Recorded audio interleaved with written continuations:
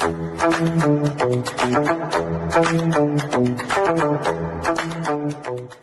Convos Season 5 is here, and we're coming in strong.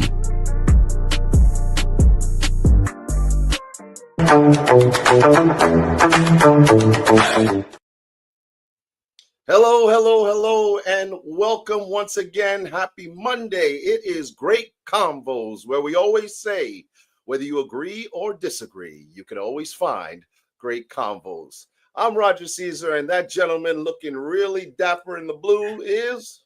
Hi, Roger. I'm Alexandre Matt. We have funny titles today. I am broke guy, maybe not the type that you're thinking about. And you, Roger, are the monitor guy. Now we'll get into that. We'll get into that of what it means. But Roger, get us started. Yeah, of course. Welcome to all of our loyal listeners. As we always say, you could have been anywhere in the world, but you're here with us, and we appreciate it. Please start flooding the chat lines and say hello. We'd love to see who's on the line with us and welcome you. Listen, well, wave, yes, wave. Here we go. There we go. Hello, Arthur. Thank you for being here. Today is a good topic, a good piece of wisdom, right? Conventional wisdom. If it ain't broke, don't fix it, but maybe upgrade it, right? So we're going to be discussing that today. And of course, we want you as our loyal listeners to chime in. Tell us how you feel about that particular words of wisdom. And if you do it or don't. Alex, let's get this conversation started. Well, let's get one thing out of the way for those people who might be frustrated at the grammar of this particular saying. If it ain't broke, don't fix it.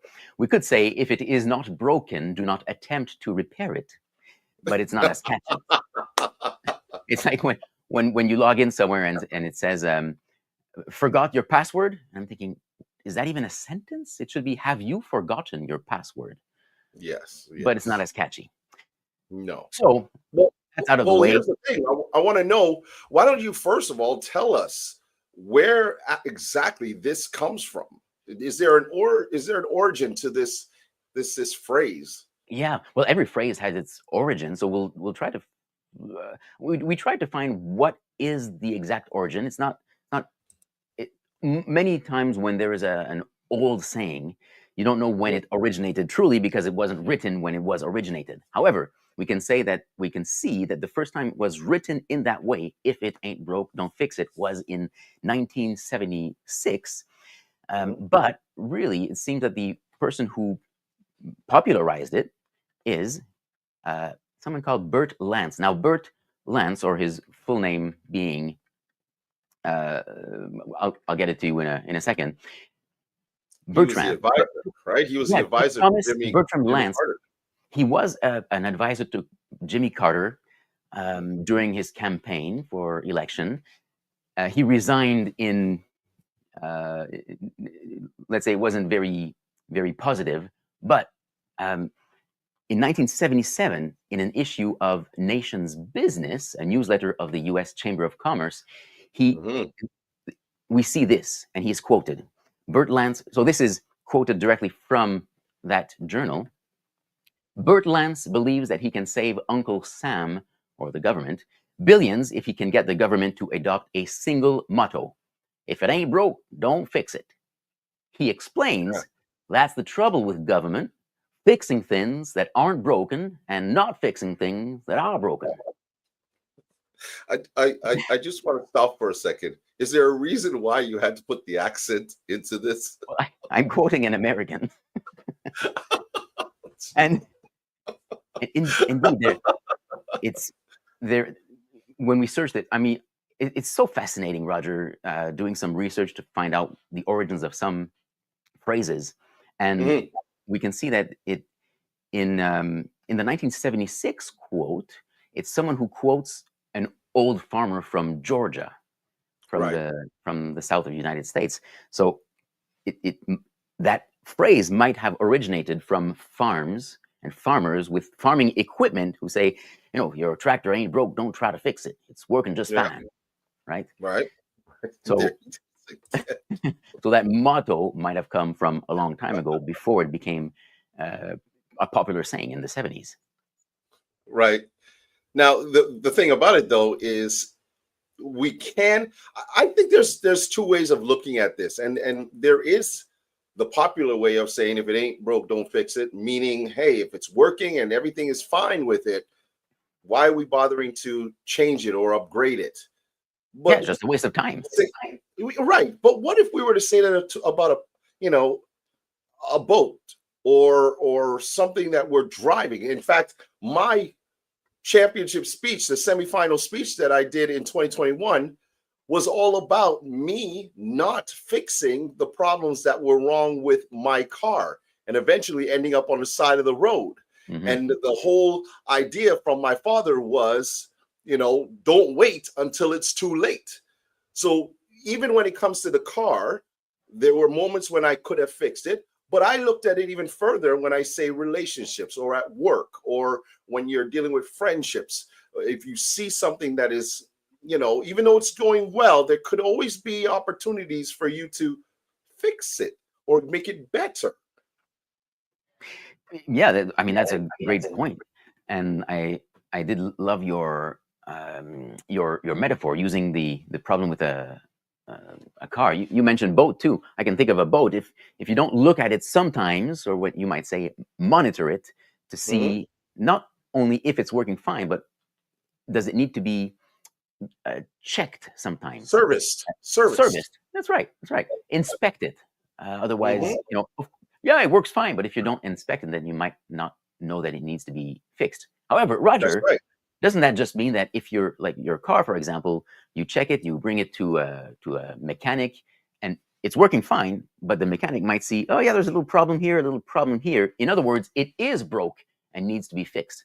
So I'm not sure that it's what you're But saying. then there are times, and I'll ask even our loyal listeners where they may do something just like that, and they say it doesn't need fixing right now, but keep monitoring it, and if anything comes up, we'll have to repair that.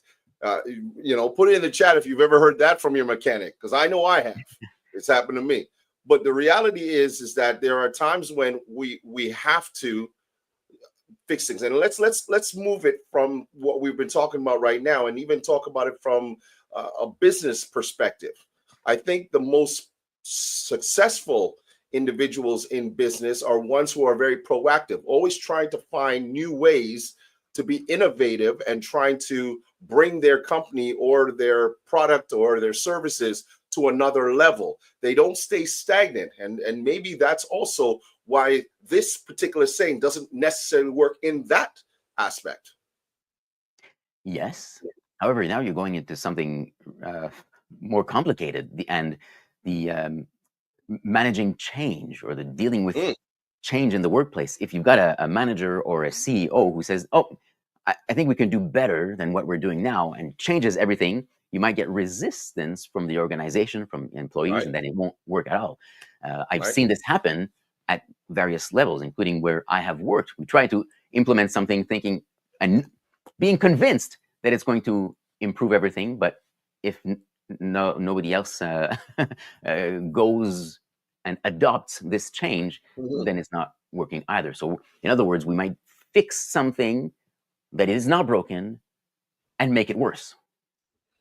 Right. And that was the question that you and I had behind the scenes, wondering if that is something that we've seen where you go ahead and you try to fix something and it ends up making things worse. Now, you're talking about it from the perspective of a business. Oh, there we go.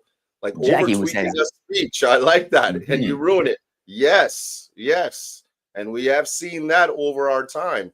And look, I'm going to throw this out there right now, but tomorrow and Wednesday, we are having our 2-day masterclass on judging.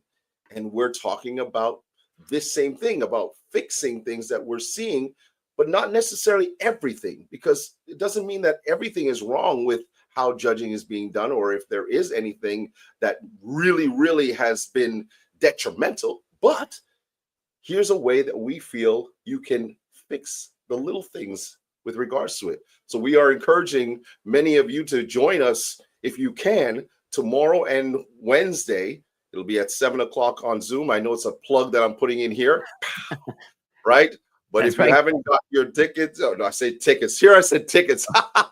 If you haven't gotten your link and connected with us with regards to this, please do. Yes, greatconvos.ca, and you'll get the links directly there. You can also sign up just to get the recording after. And I mean, we're gonna have fun anyway. So even if you're not in the international speech contest, or even if you're not the judge, come and have fun with us. Of course.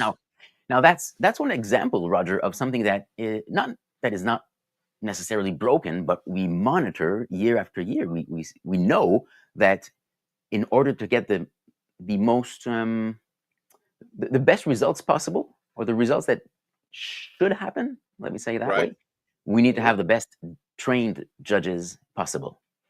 That's an ongoing thing. We can't just think, oh yeah, I got my training 5 years ago, I'm fine. We always need this refresher. So in some cases, maybe we could find that in some areas of the world, you might think that the system is broken, so to say. So you can come and help us train judges worldwide. If you're in a place where you think, no, it's always fine, still, we need to make sure that we can continuously fix or upgrade what is not yet broken. Does that make sense, Roger? It does. And I like what Kathy just said here. She says in some places, or she feels that in some places, they just grab whoever is available in that moment. And they're not properly trained. They don't know what it is that is required. And they're not looking at the judge's ballot and understanding it completely. So yes, you're right, Kathy, about that. But I think as well, sorry, were you going to say something? Of course, I always want to say something. I wanted to go to Rob's comment here. I love when Rob comments, because he always makes me think and reconsider things. He says, don't reinvent the wheel. That's another popular saying. But Rob, I might challenge you here and say, the first wheel that was invented is not as good and as effective as the wheels that we have now, 2,000 years later. So in other words, there's always time to always wait, and always a way to upgrade. But it's true that if systems seem to be working, I'm thinking of workplaces sometimes. Roger, have you been in a place where you're an outsider? You see how things are working, and you think, this could be more effective. What do? Do you jump in and suggest to reinvent the wheel, or do something different? I think there's a respectable way in which you can do that.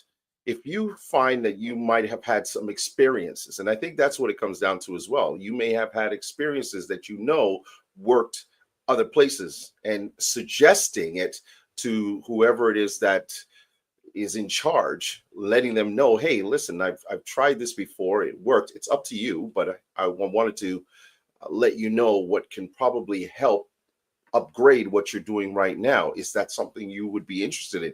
And then it's about the person. It's about the team, whoever it is that is in charge, to say yes or no, and then to make that decision. But I don't think there's ever a place where you can just walk in and just say, hey, I just don't think you're doing everything right here. You should change it. That's not going to work. I think that's where you get the resistance. Yeah. And perhaps if there is that resistance, even if you approach it in a way very polite, like you said, maybe still they won't be receptive. I was we're both clicking on these comments here. Yeah, I was coming back to something Jackie wrote. There you go. If it ain't broke, it might still need improving. And this is, Roger, I mean, this is one thing that gets under my skin sometimes when we hear something like, well, that's how it is. That's how it's always been. That's how it's always been, yeah. Or variations on that theme. It's I've been doing this for 20 years and there's never been a problem. I mean, I think that's already a red flag when someone says, it's fine. I don't need to change things, whether it's something personal or with a group or an organization or a company. We've always Right. done it this way. It's fine. Well, that's when you remain stagnant, right? Mm. I think that's what it comes down to. You become very stagnant in that moment. And you're, I believe this is this your sister? My mother. Yo, it's your mom. Hi, mom. Hi, mom. Hi, mom again. Hello, hello, hello. Sorry about that. But I like what she says here. Change should be creative and where necessary. And I think that's what it comes down to. You constantly have to be aware that you want to upgrade or try to make the best for either your company, yourself, for that matter. You want to always see if there's a better way to do things. But at the same time, you don't want to just be tweaking just for the sake of doing it. I think that's where the problem can lie. And I love the comment that was said before about the fact that sometimes we see speakers who over tweak their speeches. And it went from being, oh, this is pretty good, just a little bit more and it would be great, to, oh my God, what did you do to it? You've lost all the magic. Everything's gone, right? So there is some truth in that as well. Yeah. Upgrading just for the sake of upgrading sometimes doesn't work. So you need to have a reason to do it. And I'm thinking of tech companies. Think of the biggest tech companies in the world right now, who most of them started a long time ago. You remember, we are both old enough to remember when personal computers started to be a reality. And I remember upgrades, like we had Windows 3.0, Windows 3.1, and I remember the upgrade to Windows, was it Windows 95 at that point after 3.1? And I thought, but Windows 3.1 was so good. Why are you doing this upgrade? I was so happy and I knew everything about it. But had they not done that, the company Microsoft would probably not still be in existence today, 30 or 25 years later. Yeah, so upgrades are always necessary if you want to succeed in business, and in tech, it's even more important, I think. Right. And I want to put a shout out to Paul, who is from Ireland, and he says that he is tuning in on his way to Japan. So hello, Wow. Paul. Thank you for taking the time to join us from Cork, Ireland. So I appreciate you being here. And here's something I want you to answer, Alex, and this comes from Curtis. Hello, Curtis, good friend of mine. How are you doing? How do we get management to get on board to promote necessary change if they themselves are against it? Oh, so if you're suggesting change to your management, wow. Well, that's a great question. Of course, it depends on the subtleties of the organization. I worked for 15 years with nonprofits, so that's where I come from. And I recall proposing some changes, and sometimes it went well, sometimes it did not. The times when it did not go well was when I was too much in my own head. So I remember suggesting a new equipment for the office. I was in administration. So I thought I showed them, this is the equipment that we have now. This is the equipment that I suggest, and it's going to save this amount of money. And I presented it in such a way that was so contrived and unclear that it just didn't understand. So that was the barrier. Now, if I were to redo it, I would keep all those numbered details to myself in case they have questions, but I would just give them the result. What is the final result if we do this change? I'm suggesting that we will save X amount of money, that we will be X% more productive. Any questions? And that's it. Right. And I'm certain that would have made the difference. And from learning from that mistake, when it came to other changes that I proposed, I was able to concentrate on what good will it do for the organization, or what good will it do for whatever my target audience is at that time. So the image of the organization, or the image even of the people I'm pitching it to. And that's going to make the difference. Okay. Now, even Rob chimes in saying here that a change in mindset needs to happen.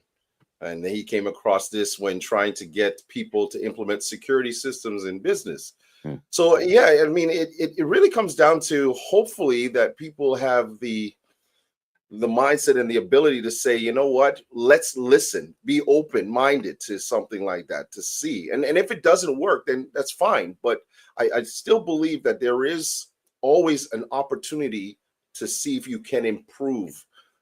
Even here as Toastmasters, one of the things we have that is synonymous to us is the evaluations and trying to help people to improve in some way, shape, or form when they are speaking.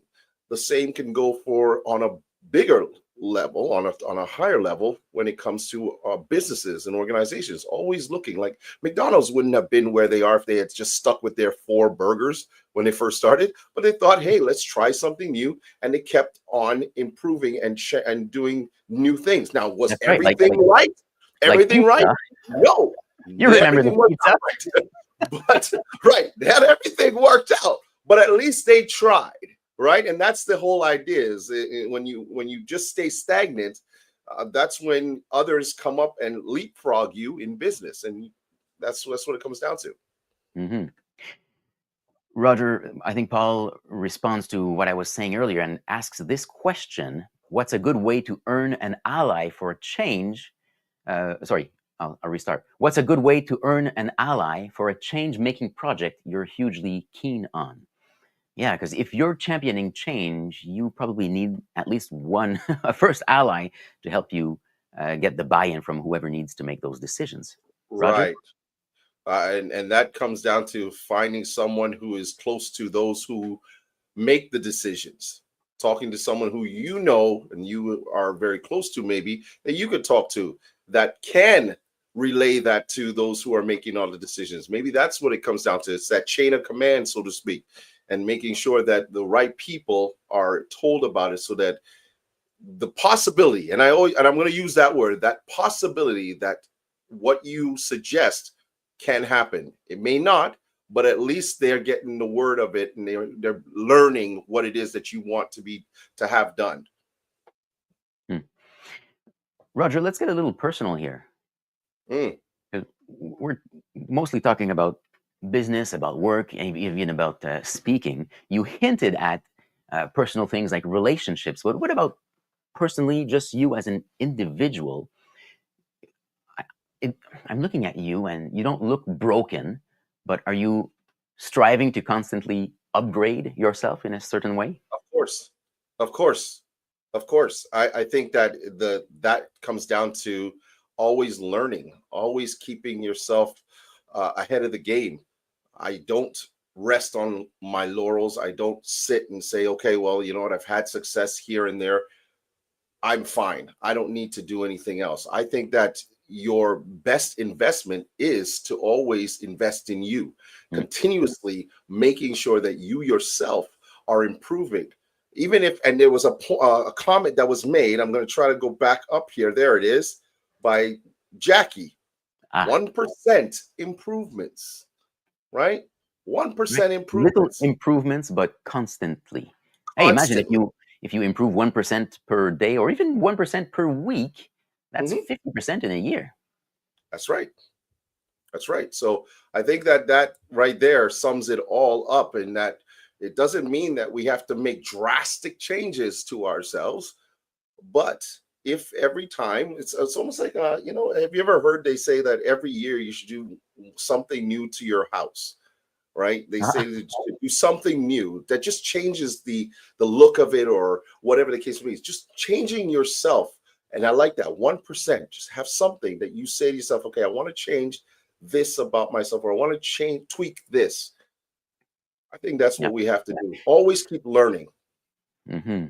And I would add this: it's also important to be open to any input that might come from the exterior. So we've been saying of how can we try to help our company improve by getting the buy-in from those who make the decisions. But what happens when you're the one making the decisions and someone hints at you that there might be room for improvement?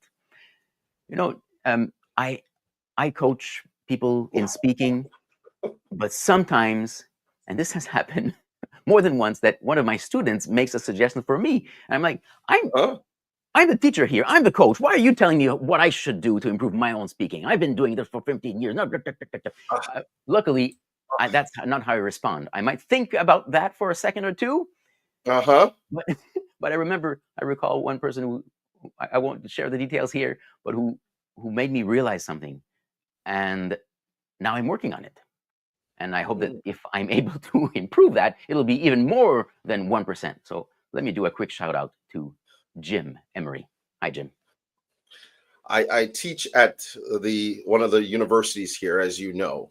And on Saturday, it's ironic that you said that, but on Saturday, I was teaching them a portion about business presentations. And one of the students said something that I even thought, oh my God, I didn't think about that. I didn't realize that. So, even though you are the teacher, you are the one who is supposed to be the superior one in knowing this stuff, there is nothing wrong with taking in some advice from others who might just show something to you that you weren't aware of. And that says to me, keep your mind open. Mm-hmm. Right? Well said. Yeah. Hey, we've got a lot of comments here, so please do keep the conversation going. We started with the question, if it ain't broke, don't fix it, but maybe upgrade it. I think, Roger, there might be also times when we don't need to upgrade it, but we can still try some things, eh? Of course, I agree wholeheartedly. So I think that if we say that it's not broke, it's the equivalent of saying it's good enough, but that doesn't mean that we're growing. So perhaps we could ask this question to keep the conversation going. Is there something in your life that is not broken, but might be ready for an upgrade? Roger? Well, we have come to the end of our conversation for today, but like Alex said, keep the conversations going between yourselves and your community. We'd appreciate that. And if you have more comments, please keep them coming. We will read them as we always do. And as we always say here at Great Convos podcasts, whether you agree or disagree, you can always find Great Convos. Please we hope to see you tomorrow and Wednesday. But if not, have yourself a wonderful week. See you later. And we'll see you again in 2 weeks. We'll be off next week. Bye-bye. Yes. See you soon.